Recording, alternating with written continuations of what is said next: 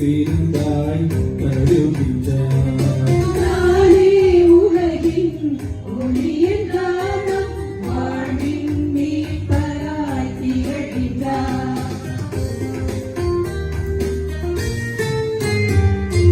நானே உயிர் தரும் உணவென்றார் இயேசு தன்னை விருந்தாய் வருகின்றார். நானே உலகின் ஒளி என்றாலும் வாழ்வின் மீட்பராய் திகழ்கின்றார்.